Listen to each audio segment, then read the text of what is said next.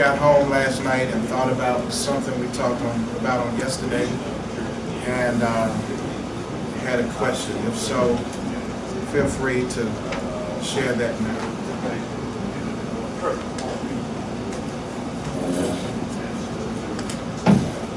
Okay, if not, let's go back to Ecclesiastes chapter 1, verse 9.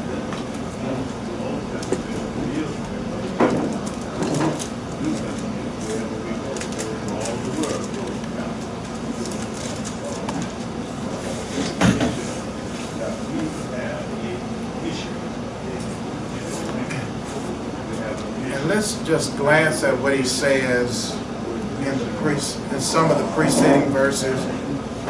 Verse 4, he says, "One generation passeth away, and another generation cometh, but the earth abideth forever." So he's talking about the continuance, despite the fact that generations change. "The sun also ariseth, the sun goeth down, and hasteneth to his place where he arose. The wind goeth toward the south, and turneth about unto the north, and whirleth about continually, and the wind returneth again according to his circuits." And talks about the rivers and labor in verse 8. And then he says, "The thing that hath been, it is that which shall be. And that which is done is that which shall be done. And there is no new thing under the sun." So, that verse to me helps me not be too intimidated by the challenges of modernity. That it's new but not new. It looks different, but it's really the same. It has a different face, but it's still the same animal. And so when we look at it from that standpoint, then we also realize that we are not necessarily as out of touch as we think we might be.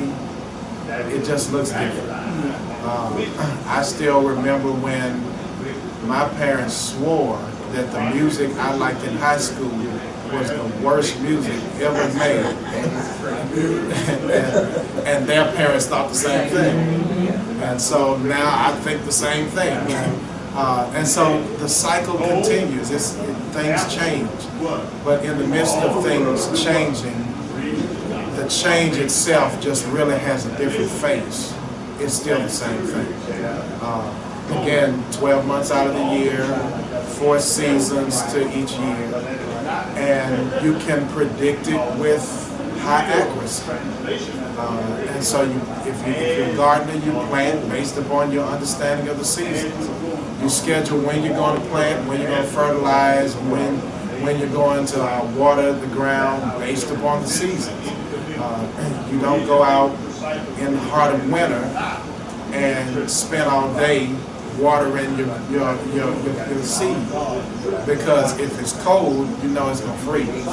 And so you've got to make preparations based on that.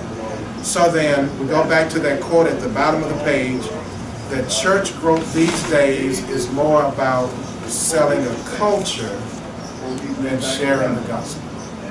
And again, that is so huge, because what we're going to look more into today is that there's a book, and I hate when this happens. It's one of those books that I treasure so much that I put in a safe place so I can always find it. And I've been looking for it for years.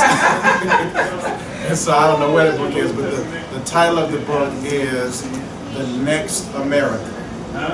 And I had a sheet of paper. Paul, I almost called his name. Paul Taylor is the author's name. But he gives some specific statistics based upon the Pew Research of what the projections will be, demographics, culturally, all of that, in the next few decades. And we're going to see how the America that we will see in a few decades will look very different than the America we're looking at now. I think the book was published in 2011, so with me having had the book for a couple of years, now it's starting to unfold even more clearly. So I can see it really developing at a very rapid rate. So one of the things that we know about millennials is that they want to be happy. But what generation has? There's nothing new under the sun.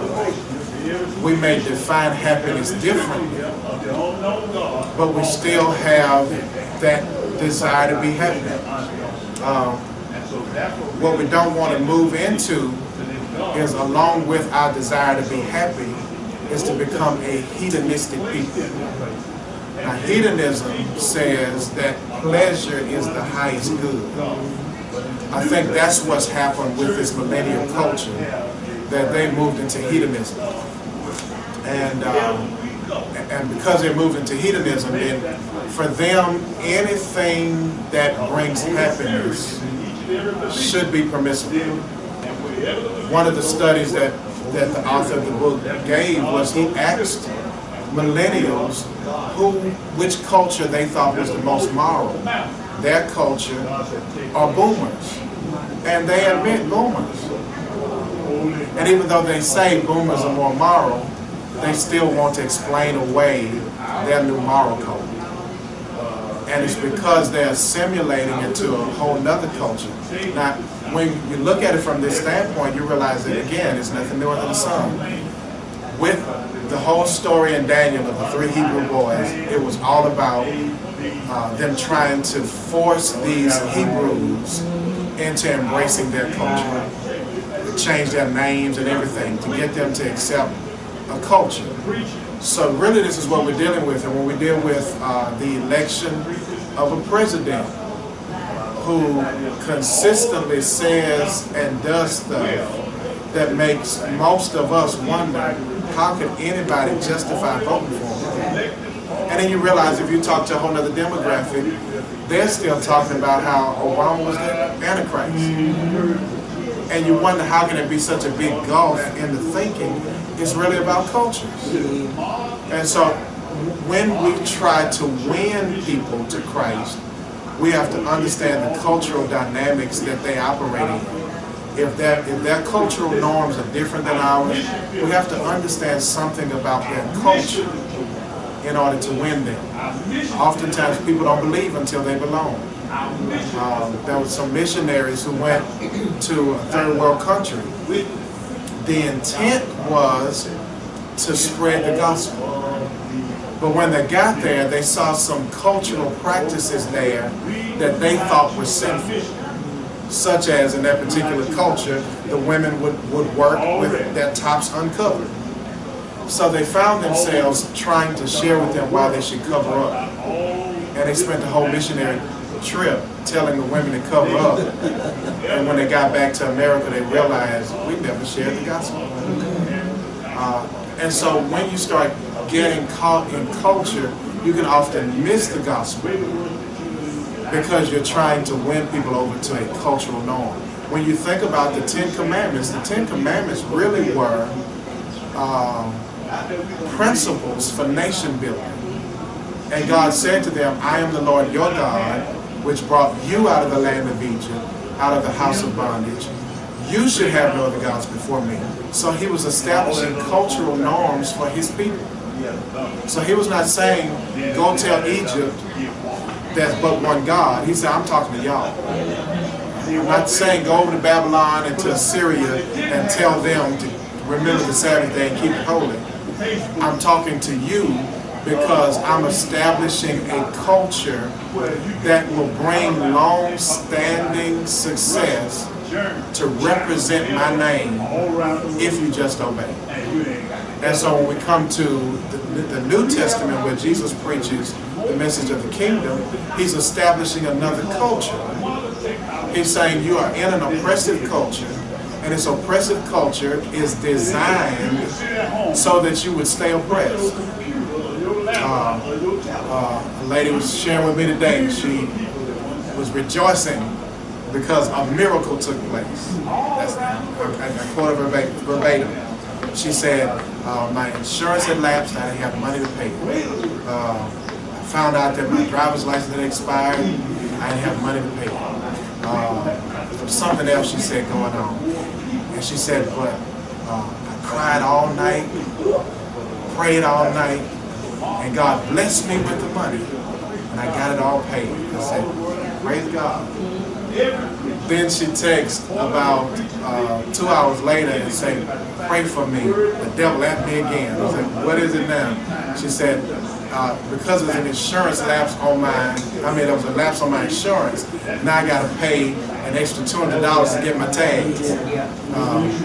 And I said, isn't it amazing how this system penalizes those who don't have and rewards those who do? And so that's what Jesus was addressing, is that there's a system that's designed to keep you oppressed. And you can stay in the rat race if you want to, but come unto me, all ye that labor and are heavy laden, take my yoke upon you and learn of me, for my yoke is easy and my burden is light. So he preaches a kingdom that gives a whole nother cultural norm, where the definitions change. Every definition changes. Even the definition of death, he calls sleep. So, you're my enemy, you want to kill me? Okay, I'll just go sleep. Because I know that he's going to raise me up again. You want to read it, you want to dictate to me how I treat those who harm me. You say eye for an eye, but no, in this kingdom, it says love your enemies and pray for those that despitefully use you. Bless those that curse you. So it gives a whole other definition of everything. And a lady shared that with me one day, and it was such a blessing. We were sitting at a banquet or something, and an older lady, she said, I used to think white folk were nasty. And I was a couple of years younger, and I said, oh, they're not? And she said, no. She said, I realized that our foreparents told us that because of segregation. And so whites kept us from the best. So to keep us from feeling inferior, we told ourselves, we don't want to go there nowhere because y'all are nasty. And so we took pride in the fact that we don't want to be integrated with it. So we had to change definitions so that we could maintain a sense of sanity and strength. And that's what the kingdom does. The kingdom says, look, I know that you've got political powers against you, you've got religious systems against you, you've got people with money more than you have against you, but I'm going to give you a whole other dictionary. And you will find yourself empowered. Blessed are ye when men revile you and say all manner of evil falsely against you for my name's sake. Rejoice and be exceedingly glad. Oh, another definition. So what Jesus is doing is he's creating a whole different cultural norm. Now here's what's going to happen with millennials, and I can predict this with confidence that there's no risk of successful contradiction. They're going to one day realize that the culture they're trying to create is really the same as a greyhound on the race trail chasing the rabbit. It's going to always be out of reach. And you're just going to be in circles. It's always out of reach. And so one of the things that you'll see from that study, from the Pew Research, is that I wanted to read it because I wrote it earlier, but millennials are stubbornly optimistic. They all believe that their pie in the sky is right around the corner. And so they have this stubborn optimism. So when they go to church, they don't want to hear much about struggle. The only thing they want to hear about struggle is that it's brief and extremely temporary. Now, previous generations dealt with things like, the theological term theodicy. And theodicy is that God is good, yet he allows evil. We want to know, okay, God is so good, why are we suffering like this? God is so good, why is Bull Connor chief If God is so good, why are the righteous suffering and the wicked prospering? And often the only hope that we could offer is some glad morning. When this life is over, I'll fly away. Millennials ain't trying to hear that. They want that. Some glad morning might mean for them Thursday. Yeah. You know, they're looking for it now. And so what's going to happen is that one day they're going to hit that wall and realize that they've been on this track going in circles, and they're going to need a theology to help them deal with reality. So the way we have to look at church is we've got to use methods to get them. Don't change the story. Keep the same message, because they're going to need the message. You know, that's part of, I think, a youthful optimism. I think it's good for youth to have this nerve of effort. I'm going out, I'm going to get mine. I'm going to succeed no matter what it takes. I'm going to keep fighting until I win. You know, Will Smith put it this way. He says, the reason why I'm successful is because you can't outrun me on a treadmill. All right. He said, as long as the treadmill working, I can run on it. You will not outrun me. And to have that kind of youthful energy is good. So we don't want to be cynical. We don't want to be negative and pessimistic. We want to say, okay, go for it. But in the process, we want to make sure you understand what the purpose is for you going for it. If you're going for it for your own financial wealth, you might discover you're climbing a ladder, and when you get to the top, it's leaning on the wrong middle. Only what you do for Christ will last. You might get what you're going after and discover it doesn't satisfy like you thought. And I know all of us have been there. We wanted something, worked for it, got it, and it didn't do what we thought it was going to do. And one of the worst things is for you to meet that disappointment and have no theology to help you with it. Now that's tough. That's tough when you've been going to church, reading the Bible, praying, working hard, and you either don't get what you thought God promised, or you do get it and it doesn't satisfy you. Now you've got to rethink your whole theology. And that's why a lot of times we lose people in churches. Studies show, George Barner did this research. George Barner says that in most churches, teenagers, when they graduate high school, leave church altogether. And he says the reason why most of them leave churches is because when they were at church, all we did was entertain them. We thought the best way to keep them coming and keep them happy was to entertain them. But now they have cars and jobs. They can pay for some better quality entertainment.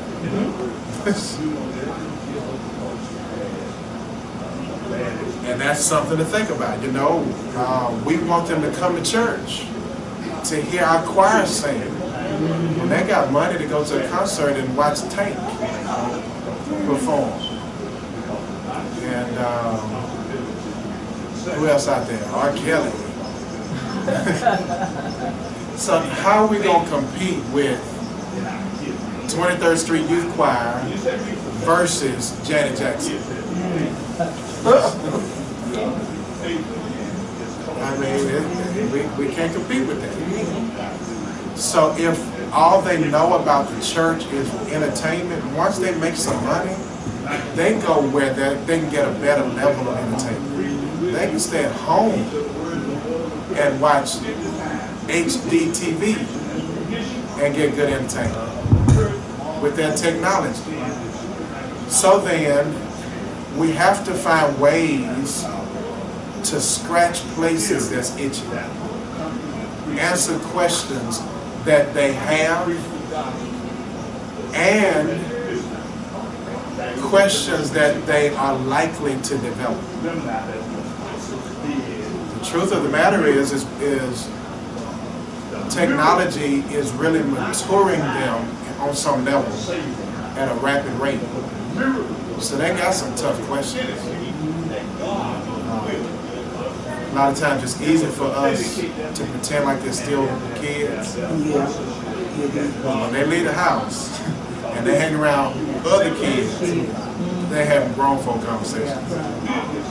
And so the church has to be tough enough to let them deal with their questions and give them some spiritual but non-self-righteous answers. I remember one of the churches I pastored, I approached my teachers, my Sunday school teachers, and I said to them, I said, y'all have noticed a bad trend we got going. I said, a lot of you use examples, personal examples of personal experiences, and it's always what you did right. The problem with that is you got students, especially young people, who have messed up. So if you always did it right, they think you can't relate. So they're not going to tell you what they're going through because they don't want to admit they messed it up because you did it right. But if you're going to use yourself, you got to admit sometimes you ain't get it right all the time. Sometimes you did do it wrong. And it's only when they can see the honest transparency that you can possibly get them to be honest and transparent as well. Any questions on anything?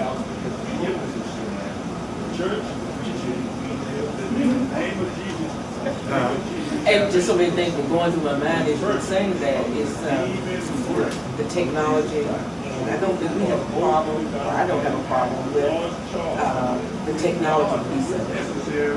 Them going for whatever it is they just want to go for, be it a job or anything else. It just seems as if, I don't know, they don't feel like God is right now. So how do we get them to see they can do that? But God is still an important part of their life. They have to be. How do we get them? Because we've had those to leave.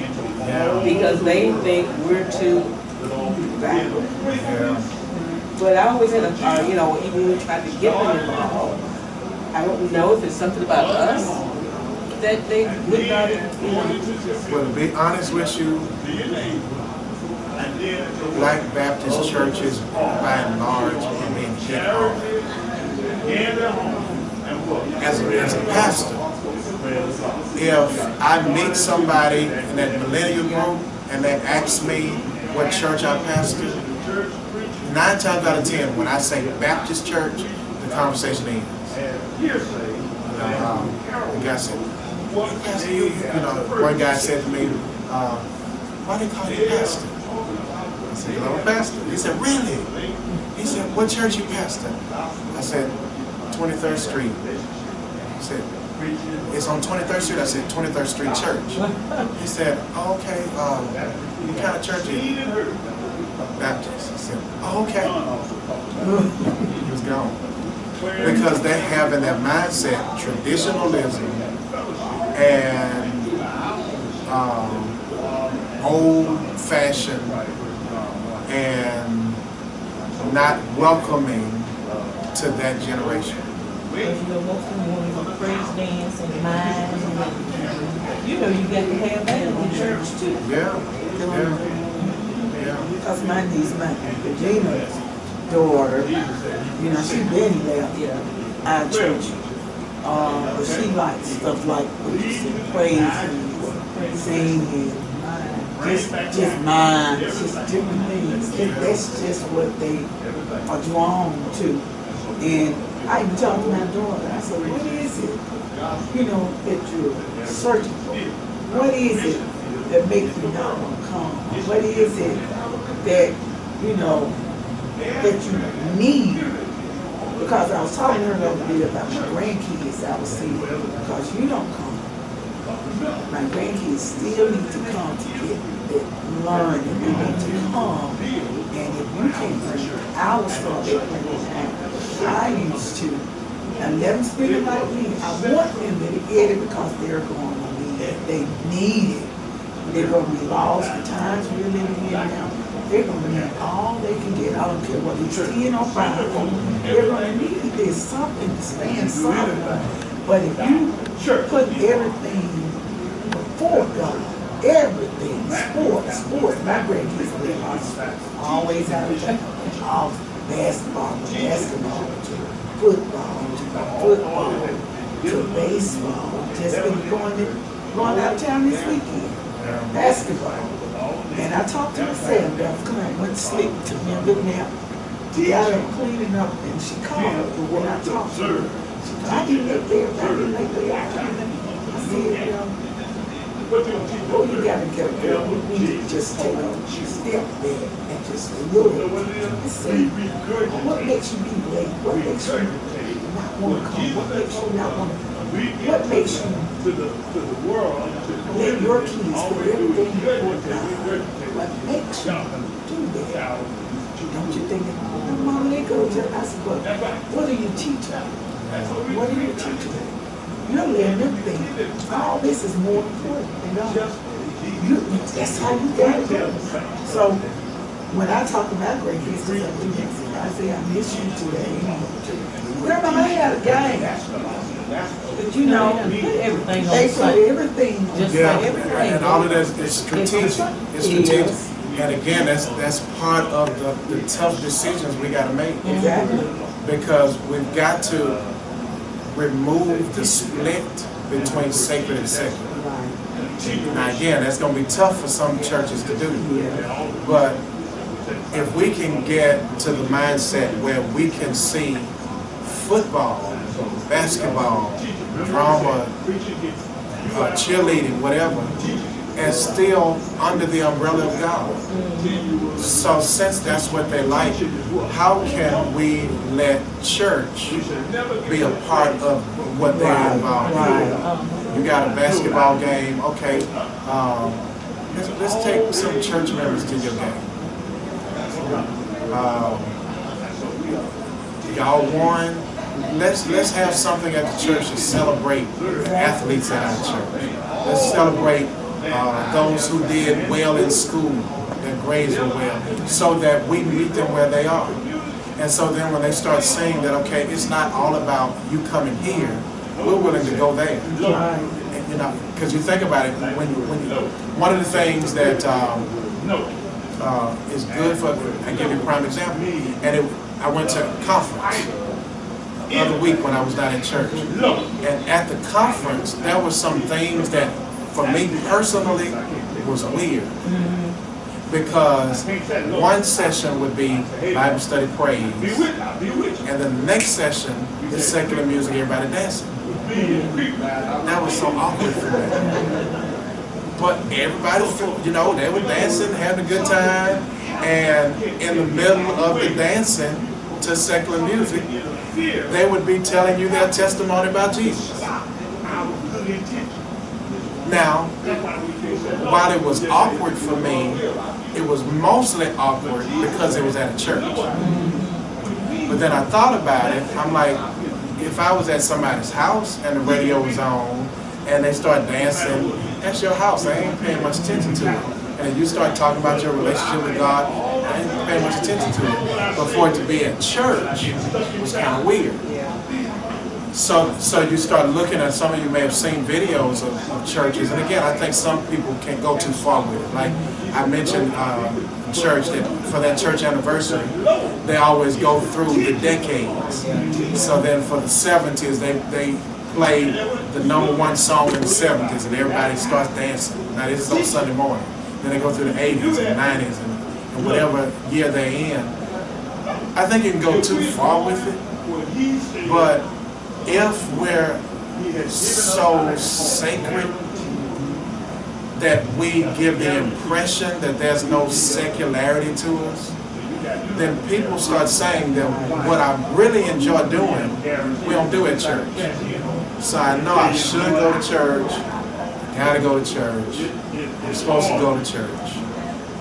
Guess I go to church.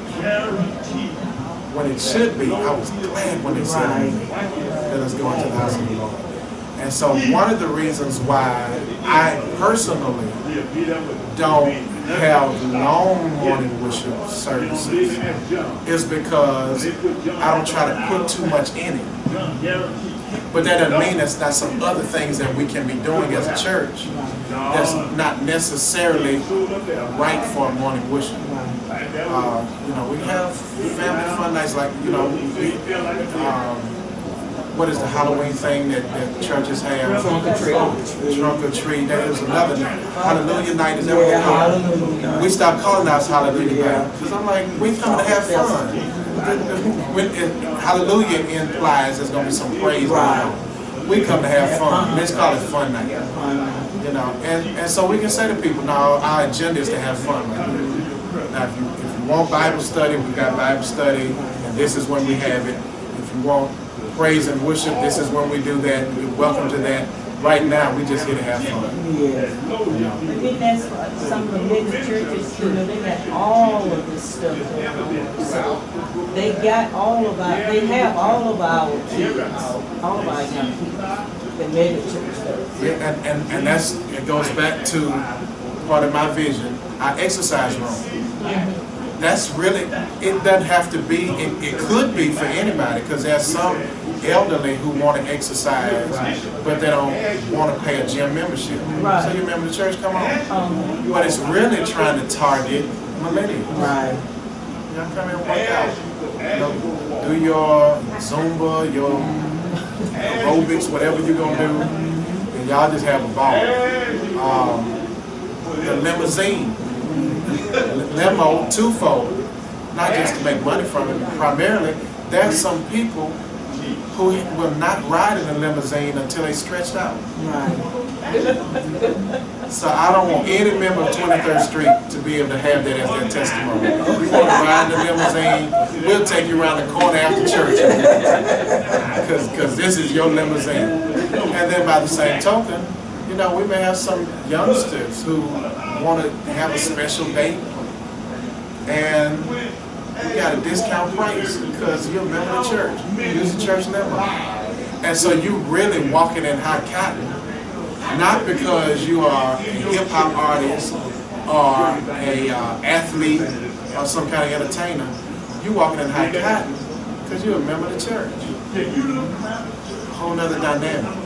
And so if you get the image going, then you can always elevate it and start doing, you know, some improvements as you go along.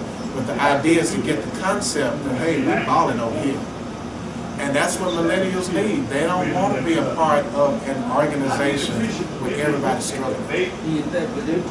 For me, I think that it takes one of them to really, I guess, lead it. Yeah. And you know what's probably going to happen, and I said this about some other things, a lot of times you have to staff somebody from the outside, and somebody from the outside will show them, and then once they see it, because a lot of times you can't beat what you haven't seen. Once they see it, they're like, oh, I'll never forget, Valisa gave one of the most powerful testimonies, and that's her daughter, gave one of the most powerful testimonies one Tuesday night a couple of years ago. She said, you know, she had been working and she had visited some churches and she had seen some things at that church that impressed her. And she said she thought about it. We got that here. We just aren't maximizing it. And so if we would just take what we have, sometimes we don't appreciate, you know, Jesus said it in so many words that a prophet, he's recognized greater the farther he moves away from home. He's not without honor except for in his own hometown. Sometimes people don't appreciate it until somebody from the outside tells them. And so that's probably what it's going to take. It's going to take somebody. I give you a prime example. I'm a pastor from Atlanta who preached for us a couple of years ago. He said, you know, he was partially joking, but he said, man, pray for you often, think about you often. I don't call you much. I still think about that limo you got, and I'm like, he big time. He ain't got time for a little time preacher like me. Now, of course, he was halfway joking. We've been friends for years. But it's because those on the outside often see what you have, And if you don't diminish it in their presence, they will think more highly of you than you're thinking of yourself, because they're envying what you're taking for granted. One of the things that millennials will say, don't hate on my glory until you know my story. So a lot of times, this millennial generation, that's another thing it says about them, they're very image conscious. It's all about image. They will finance a car to look like they're balling and shotgun. They will wear new threads, and they will rent a house too big for them and everybody else in the house. But it makes them look successful. And when they look successful, they feel like they've arrived, but in reality they're not swimming, they're drowning. But they're image conscious. So a lot of times what we have to do with our churches is we have to create an image of success, and we'll have to let everybody know that we ain't really got it going on like you think. You think that we got all this, ooh, that church got all that money.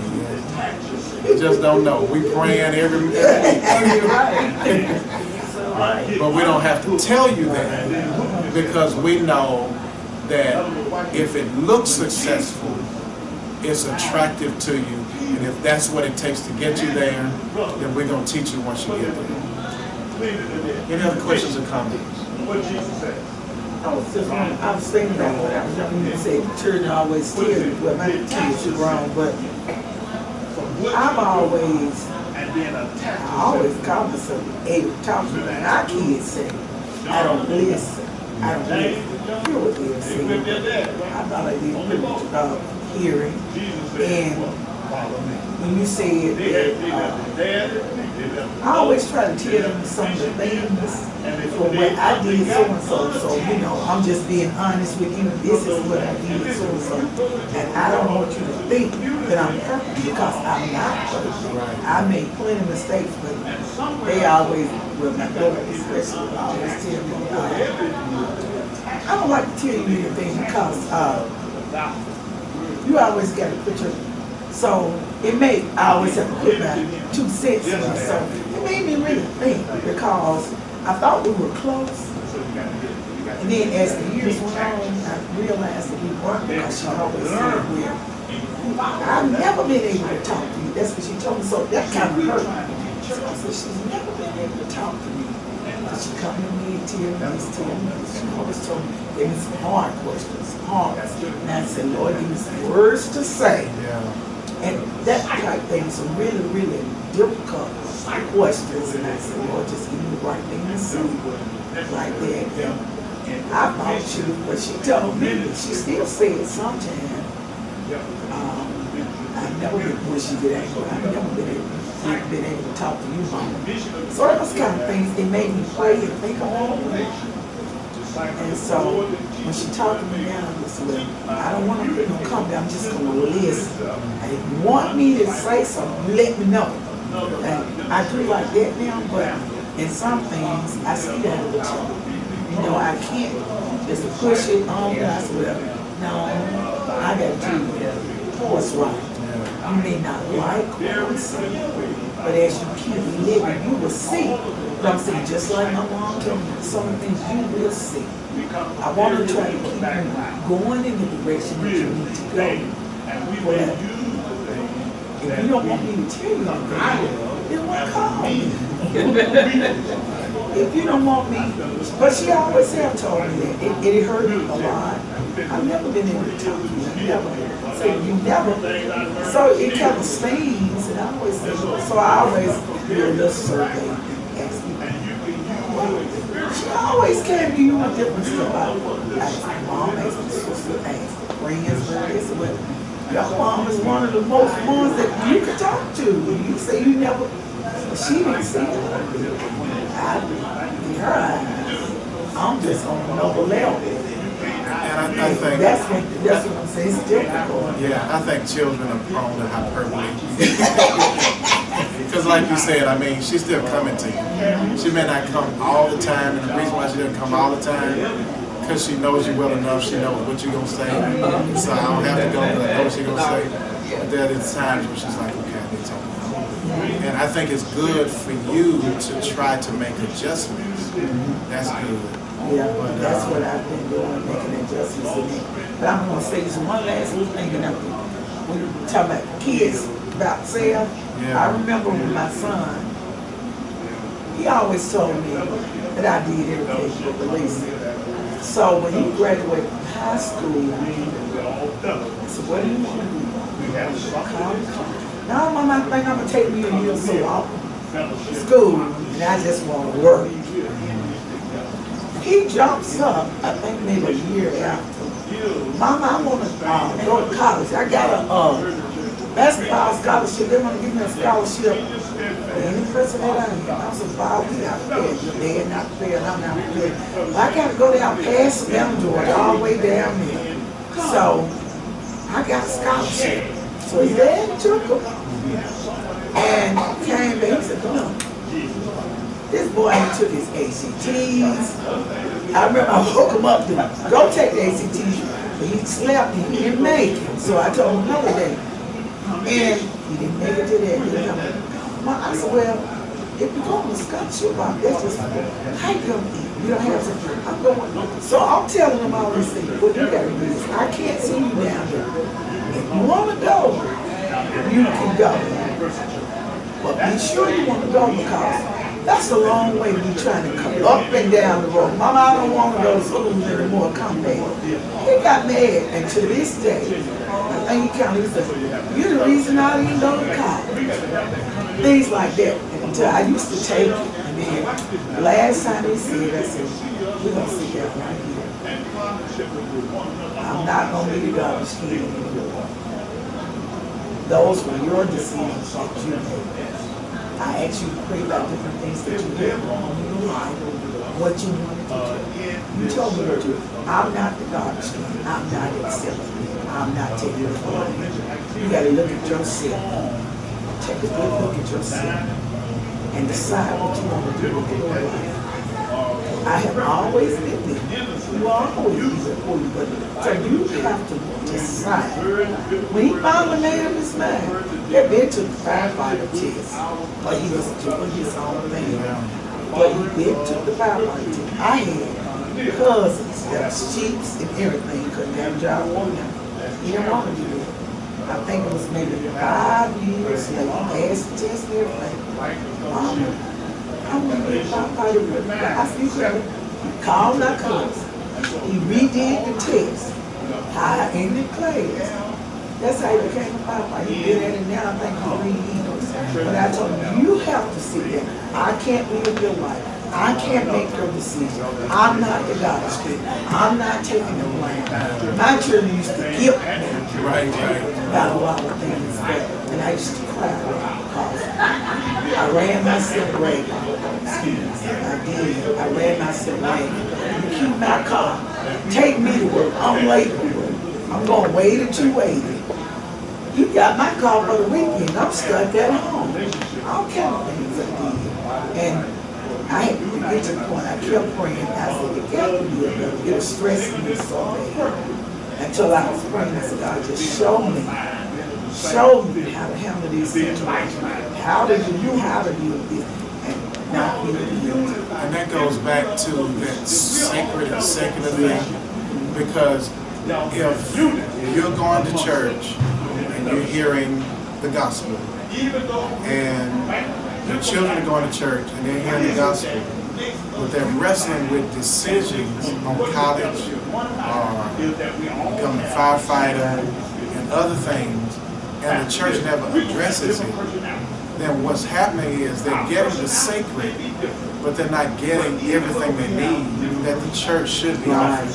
The church needs to be able to help you, help them, and then help them so that what the church is doing is partnering with the home and not the home becoming a separate compartment. And I think that's what is happening in a lot of instances, is that people in Baptist churches, you know, we talk about it in our ministers' conference, we're doing, I think, as Baptist preachers, a good job preaching the word.